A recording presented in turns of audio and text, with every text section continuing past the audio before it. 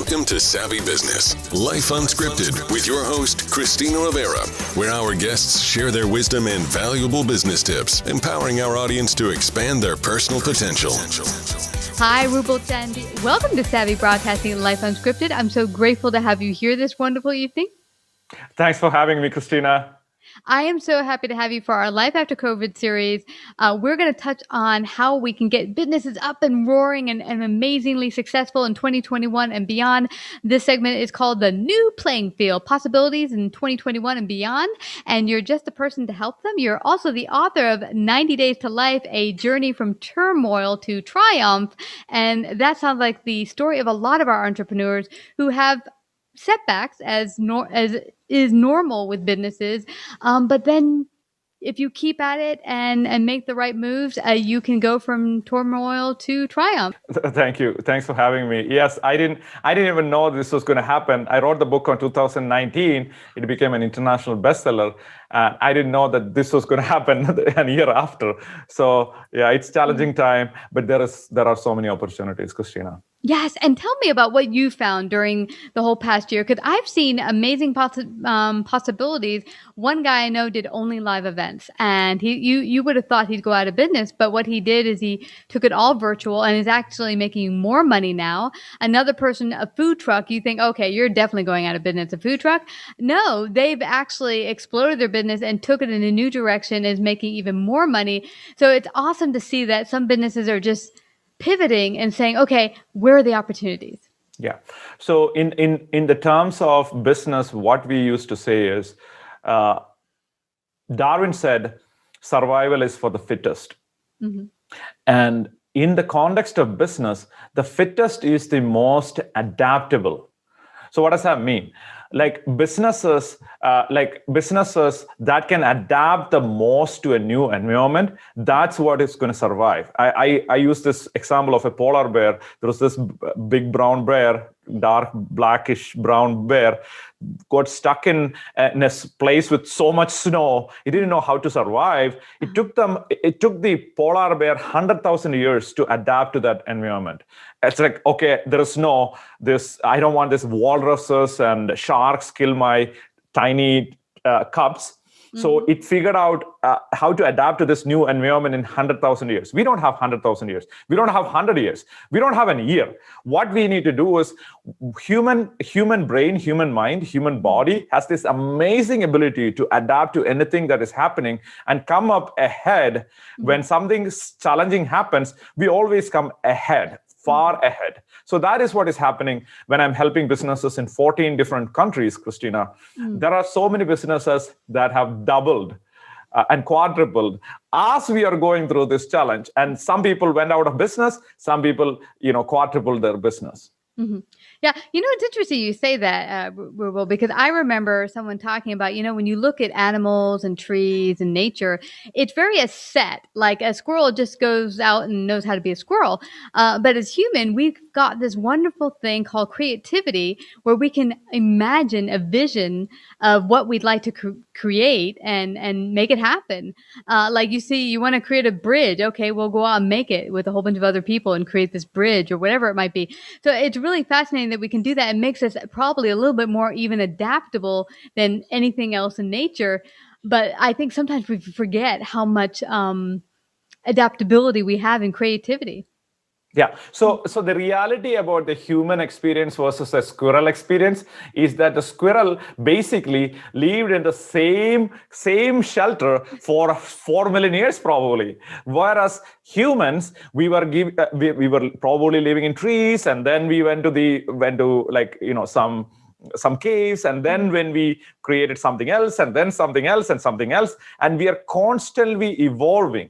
The reason why we have this faculty, Christina, is because of our imagination. Adaptability is directly proportional to the imagination, because when something happens, that's when our imagination kick in. We have so much power, and we recognize that. And I think it was Mariana Williamson who said, "It is not our biggest fear is not that it's attributed to Nelson Mandela, but somehow it is Marianne Williamson. It's a beautiful quote. I love it, that our biggest fear is not that we are weak. Our biggest strength is that we are too strong. And when there is no challenge, we just sit around, don't use our imagination. We watch Netflix and just sit around and do nothing. When something happens, all of a sudden we wake up and we are like, oh my gosh, I need to do something. And then we overdo it. And then we succeed big. That is what is going to happen to the world. Yeah, that's amazing to me. You just said something that got my attention. You said we're powerful beyond belief, but often we don't use that power. Is that for many? Is it because they're scared to go there and express their and really experience their full potential? Scared is one of the part. Let's talk about a couple of elements there. One is that they're comfortable. Yes. Okay, we are the Western world. We never face this level of tragedy in our life, right? And Americans and Europeans, we never had an issue like this in our lifetime. Probably World War II at the time, but still it was not that home, right? I mean, it happened somewhere else, right? So what happens, especially in the US, we got comfortable. We are like, okay, we could spend more than we make. We could use credit cards. We could do that thing. We could do that. And then we are like, we get this habit and we think that, okay, this is it. But some people invested a lot of time and energy into it because they were fearless too. So there is an element of fear, and fear we could help them eliminate.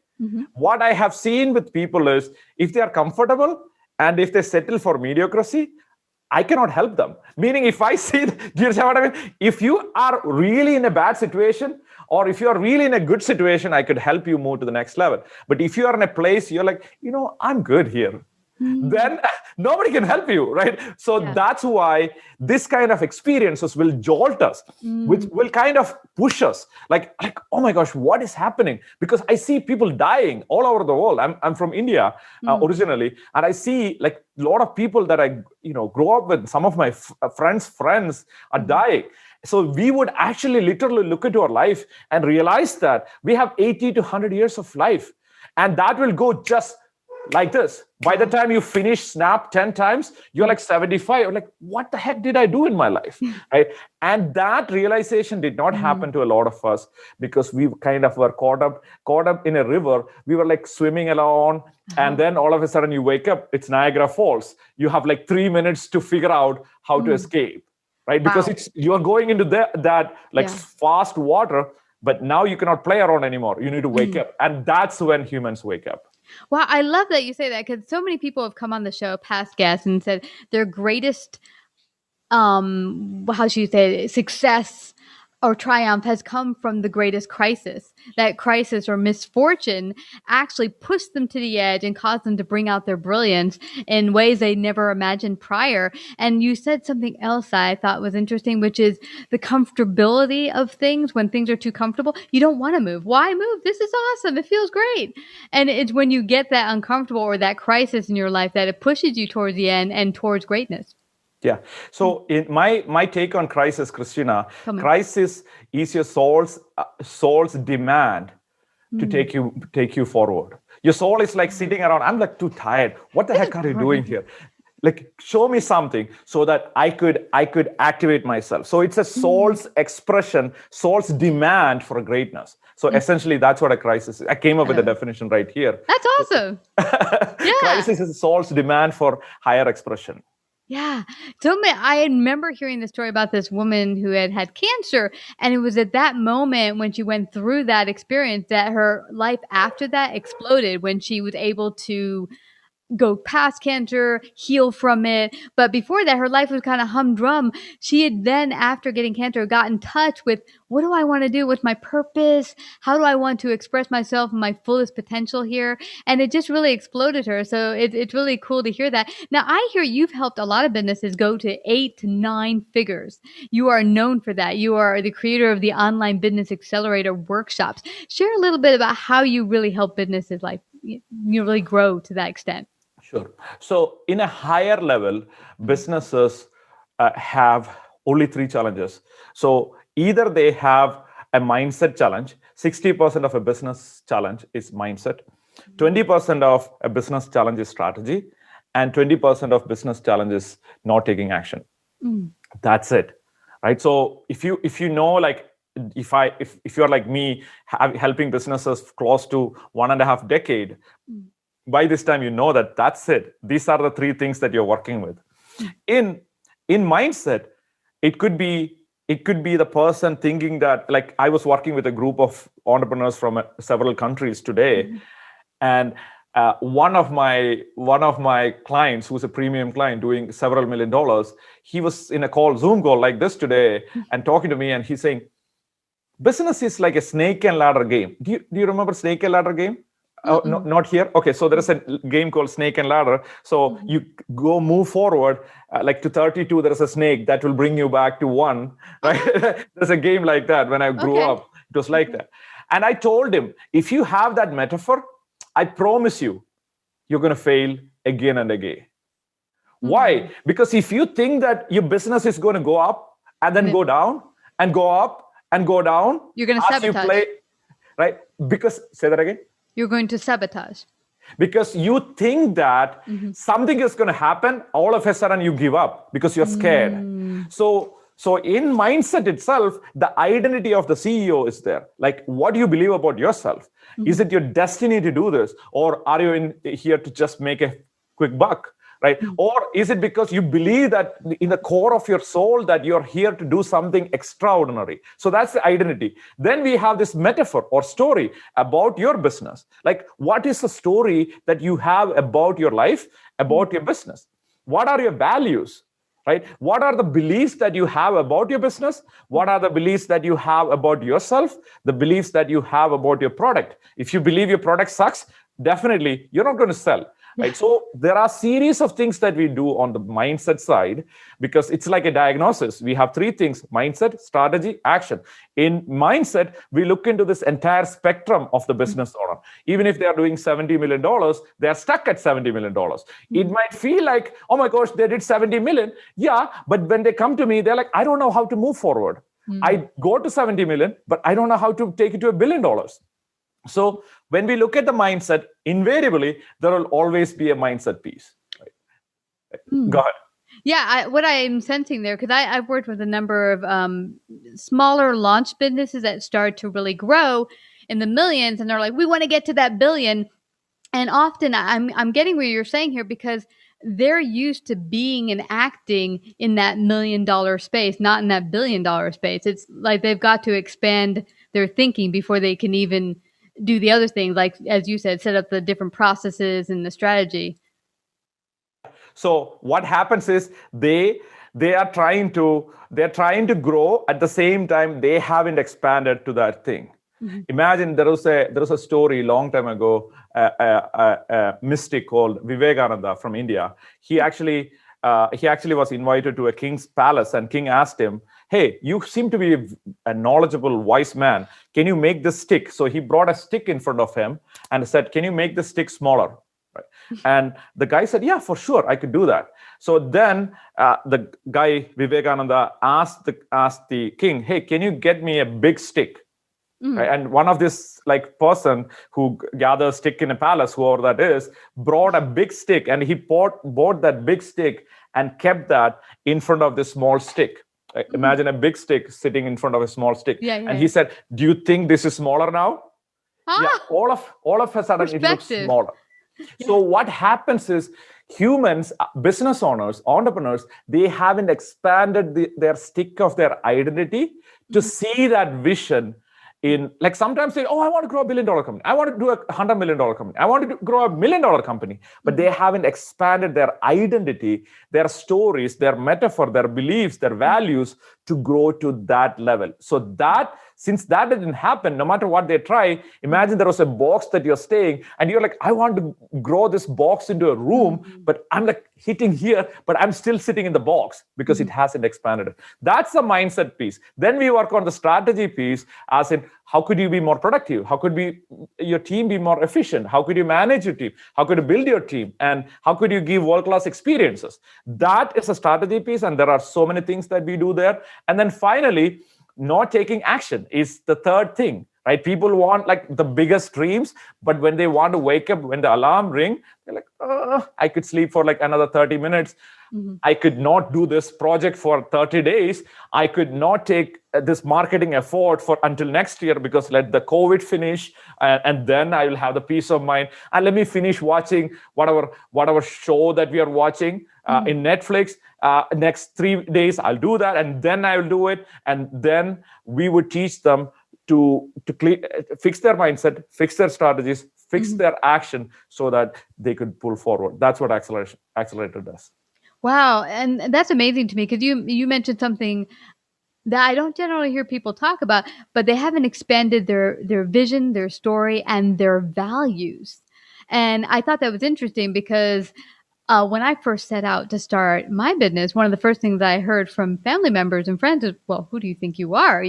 Because it to them seemed absurd to leave the comforts of a job to go do something like start something all by yourself. So I'm seeing what you're saying here, that you actually have to hit your value set on what you're going to chase after or whatever your goal or vision is. Yeah. So the value piece is really important too. It's kind of a complete package, right? So the value piece is that if you want to be successful, and for your business to succeed, success might be a strong value, right? That you need to be focused on being successful. And keep in mind, at the same time, avoiding failure, it could be a value too. And if you're trying to avoid failure full time, then you're probably not going to succeed. If you're trying to avoid rejection full time, then all of your energy is going into avoiding rejection and failure. Your family is like, when you started a business, and like, oh, I just started the business. I would make sure that I'm not going to fail. I would make sure that I'm not going to fail. This is my mantra: not fail, not fail, not fail, not fail. That's the exact direction that we are going. So we need to create our value in such a way that we need to be driving towards the values that we want to drive towards, and make it difficult for us, set the game in advance, so that it's difficult for us to fail. For me, I'm not going to fail because if I learn something, even if I lose money, sometimes I don't hit my jackpot, but whether I lose money, no matter what happens, if I learn something from it, I could use it for my next victory. Once you have that, you're not going to fail. So now you don't need to avoid the value of failure anymore. You can embrace it and you're like, okay, it's a learning experience. Next. How do you discover, or anyone listening, and if they say, well, because I find, and this is something a number of years ago when I worked with my mentor, when she asked me, what are my value set? I really didn't ever think about it. How does someone begin to get in touch of where their value set is right now? Yeah. So right now is an important thing. Your value set change as you go through this experience. When you're a child, you have value. When you're an adult, you have a value. As you change, it changes. The simple question is, what is important in your life? Simple question. What is it? You tell me, what is important in your life, Christina? My family. Yeah. So relationship. Family, it's not important. Family is a means to a value called love. Do you see that? Like, some people tell me, I want to have a car. That's the only value that I want. Like, what does the car give you? Car gives me prestige. Car gives me freedom. Oh, that's what you're looking for. So family is a tool for you to experience love, experience relationship, romance, or whatever it is, right? So it's a tool. So you're looking for love. So that's your primary value.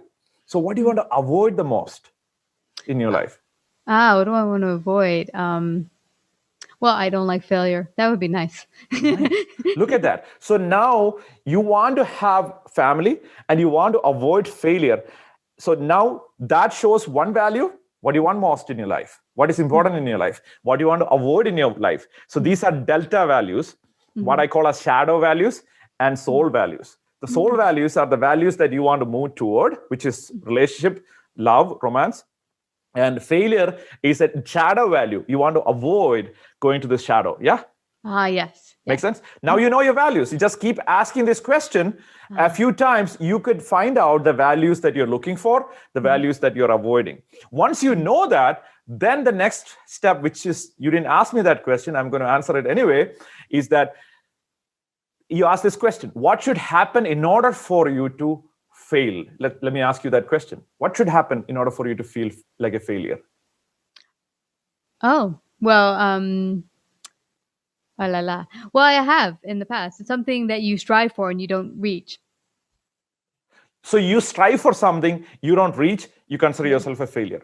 So what happens? You strive for something now and you don't reach it, you are allowing yourself to feel failure. Mm-hmm. What if your failure would be you strive for something and you did everything you can and you still didn't reach, you learn from it, and then you strive for something different, then I'm not failing. You just change your perspective on it. You change the game plan so that you don't feel failure anymore. So at that point, your mind is like, okay, I'm not going to fail anymore. So let's jump in. Let's go full in. Remember, you asked me why people are not moving forward? Because they are like either comfortable or they have fear. Now, you don't need to be fearful about failure anymore. Yeah. Let the fear come. Let the failure come. But I'm not going to feel like a failure. Why? Because I know that I'm going to go full in. I'm going to strive my best. No matter what result is, I'm going to do my best and give everything I have. But no matter what the result is, I'm going to learn from it. And I'm going to apply that into my next project. And at that point, that value is settled for life. Yeah. So that's awesome. Kind of a sense of what I do. Yeah, and that's awesome. Because I like that woman in the food truck who came on recently. She could have said, "Oh, this is going to be a failure because we can't operate our food truck, so now we're just out of business." Instead, she pivoted, said, "No, what do we do next? Because this is not an option." And she pivoted, and now she's doing even better than she did before. So I'm getting from you, it's kind of a pivoting of, okay, so how do you revise that idea of failure or not working or whatever your issue is? Yeah. And you go it in like 7 different dimensions. It's a 7-dimensional game because your mind, your body, your mind and your body is, all of our mind and our body are conditioning us to failure collectively. Our soul wants to, if you believe in some sort of soul consciousness, want to succeed and move to a direction. But what happens is we are conditioning our mind, hey, don't try business. Look at our grandma. She tried business. She failed. Look at this person, our neighbor. Look at him. He became bankrupt. Even Henry Ford was bankrupt 2.5 times. Oh my gosh, what a loser he was. So now we come up with stories and beliefs in our mind, and then biochemically we feel that in our body. And when we think about business, we feel like, oh my gosh, constraint. No, I don't want to do this thing. This is not for me. And now these constraints are in our body, and we need to play in 7-dimensional chess to figure out how to manipulate the mindset game. And then there is a strategy game, and then there is an action game parallelly that is happening. In my world, that's how I see the world. Because once you figure out all these 3 pieces, then basically your probability of winning is significantly higher. That's why I wanted to help businesses in 50 countries to grow, 1 million businesses in 15 countries to grow and flourish to $1 million or more. And subsequently build 100 companies that are doing billion plus in my lifetime. That's my moonshot goal for my lifetime. Because once you figure this out, it's easy. And you can, like you said, use the word pivot. And you are pivoting your mindset, your body, your strategy, your action in such a way that it is a game that is set up for you to win. It's like a kindergarten. Everybody in the class, okay, you got to win. You got to win. You got to win. That is what we need to set up our mind and our body and our systems so that we could win no matter what. Well, this is awesome, Ruble. We could go on forever. I know we could. You've offered so much insight to our audience. I know they're going to feel excitement to go in and just start checking themselves. Where am I today? Where do I want to be? What are my value sets? I loved our conversation. I don't want us to leave, though, without people finding out how they can get a copy of your book, 90 Days to Life, or find out more about your Online Business Accelerator. How do they do that? Sure. So first, you could go to Amazon. You could go to any places they sell books, especially Amazon would be the easiest way. You could get 90 Days to Life. It was an international bestseller in 2019. And people from millions of businesses in different parts of the world use the similar techniques to grow their business. So it's a simple story where I'm teaching the entire methodology to grow a business. so that people can read a simple story from beginning to end, so they have an entire understanding about how to grow their business. And if you want to know more about what I do and how I help businesses, including getting a free productivity training from me, you can visit my website, which is Ruble Chandy, RubleChandy.com, or search for Ruble Chandy and then go grab your free copy of your productivity training. That's awesome. I thank you so much. This has been so insightful and such wisdom. Thank you so much, Ruble, for coming today to Savvy Broadcasting.